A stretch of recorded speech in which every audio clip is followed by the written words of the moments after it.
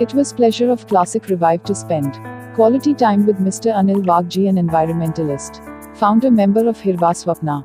If you love or believe to plant trees, Hirva Swapna is the perfect platform to participate and care for Mother Nature. Classic Revive highly appreciate Hirva Swapna and their subject of social cause about the well-being of Mother Nature by making the globe go green. Hello everyone, good morning. This is Akshita Jain and you're listening to Classic Revive. And today we are here with the great environmentalist, the one and only Mr. Anil Ji Wag. He is the co-founder of Hirva Swapna. I'm trying my bit to serve Mother Nature. और हमारा ये जो group है हिरवा स्वप्ना, शायद ये plantation के संस्कार बचपन से ही हुए। मैं एयर इंडिया में 30 साल फाइनेंस डिपार्टमेंट में रहा और 2003 में जब मुझे रिटायरमेंट में 10 साल और बाकी थे, मैंने निर्णय लिया कि मैं नौकरी छोड़ के और अपने आप को पर्यावरण के लिए समर्पित कर दूंगा। और उस दिन से आज तक मैं फुल टाइम पर्यावरण के लिए काम कर रहा हूँ। आज ये पर्यावरण शायद बचपन में मेरा ये हॉबी रही, मेरी पैशन रहा, लेकिन आज ये वक्त की ज़रूरत है कि अगर अपने आने वाली पीढ़ियों को इस प्लैनेट अर्थ पे स्वस्थ और अच्छी इसमें रहना है, if we want to breathe, if we want to leave behind our next generations a clean environment to breathe, which you find that even today we are all, entire planet is wearing mask.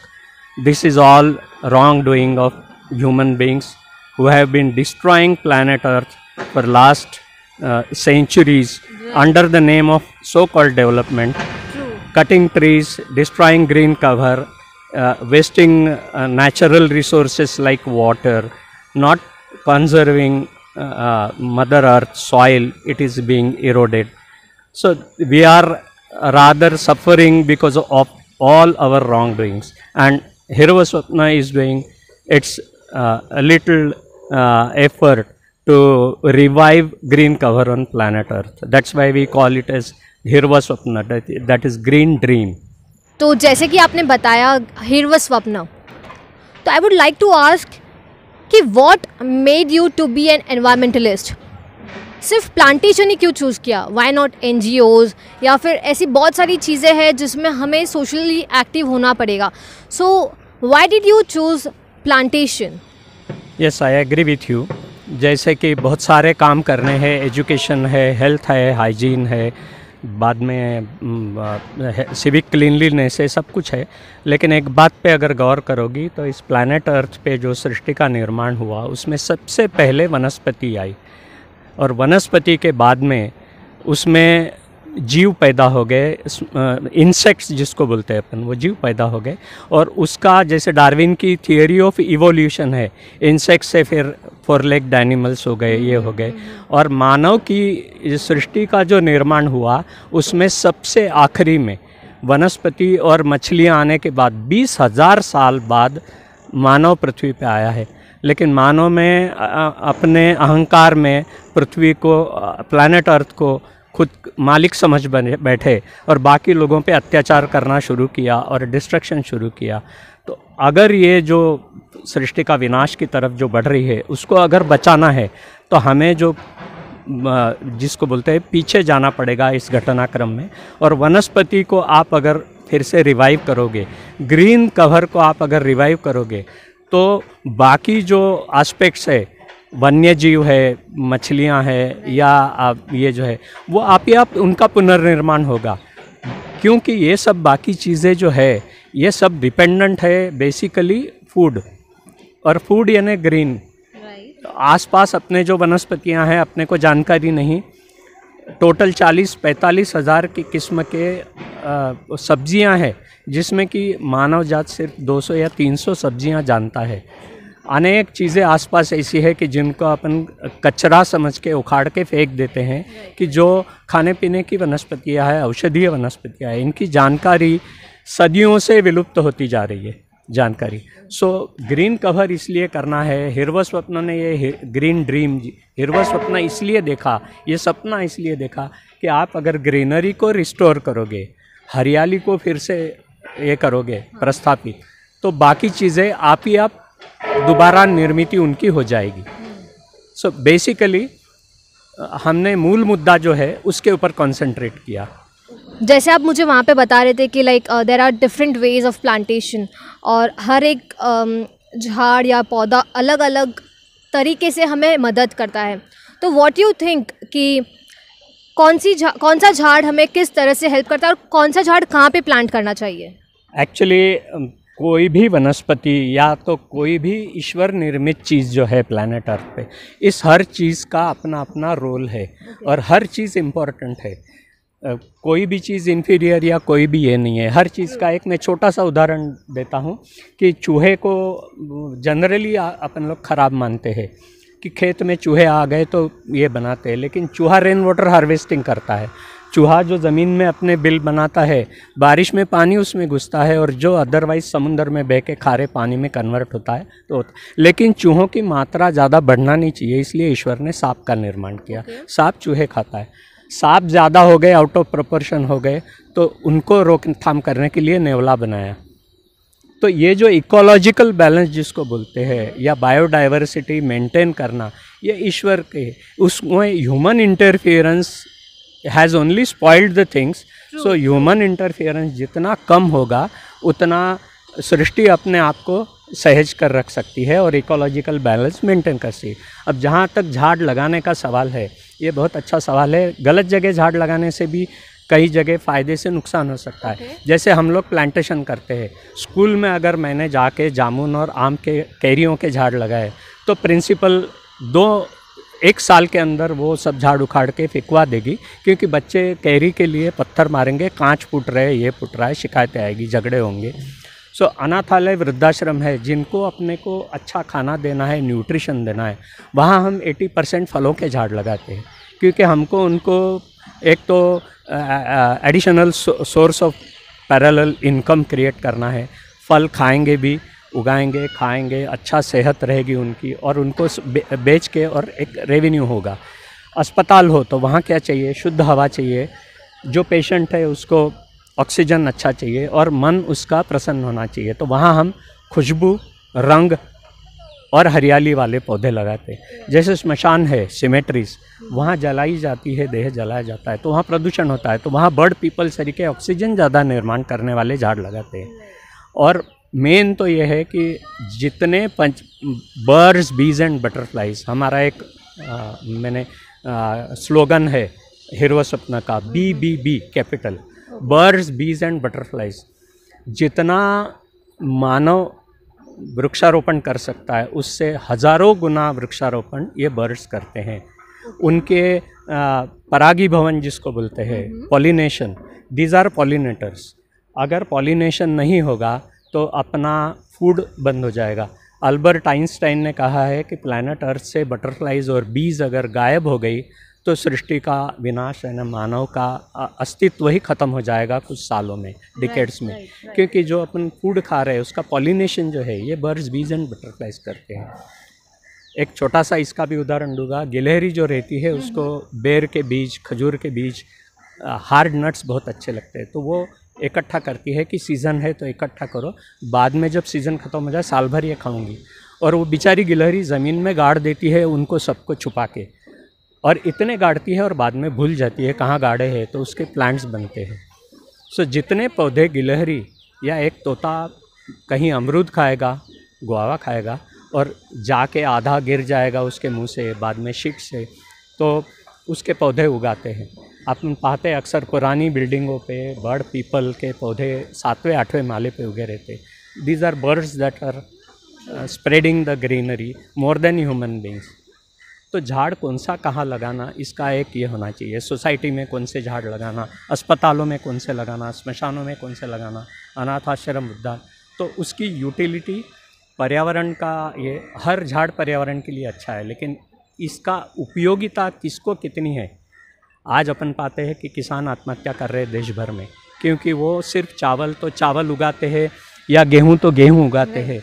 सो उसके ऊपर over dependence होने के कारण कहीं अकाल आ गया, बारिश नहीं हुई या ज़्यादा हो गई तो नुकसान कर जाते हैं। और ये खेती ऐसी है कि हर साल मेहनत करनी पड़ती है। तो हम लोग किसानों को मिल के उनको गिफ्ट करते हैं पौधे, कटहल के पौधे, सूरजने के फल यानी ड्रम स्टिक्स के, मोरिंगा के पौधे, आम, अमरूद, जाम, जामुन, ये जो अगर लगाए तो एक झाड़ जामुन का या आम का लगाया, कटहल का, तो अगले 50 साल उसको सिर्फ फल खाना है, चाहे बारिश होनी हो। उसका एक alternative source of income create हो जाता है। सो इसको बोलते हैं, यानी अपनी जो खेती की पद्धति है जो विदेशियों ने पिछले 200 सालों में अपने को दी, मोनोक्रॉपिंग, इसने एग्रीकल्चर को पूरा विश्व के बर्बाद कर दिया। 1 एकड़ में, मेरा एक मित्र है रिटायर्ड कर्नल आर्मी का, वो 1 एकड़ में 45 क्रॉप्स ले रहा है। और अपन पंजाब में या यहाँ पाएंगे कि हज़ारों एकड़ में सिर्फ गेहूं तो गेहूं ही लगाते, और अगर गेहूं बर्बाद हो गया तो वो बर्बाद हो गए, बैंक के कर्जे में डूब गए।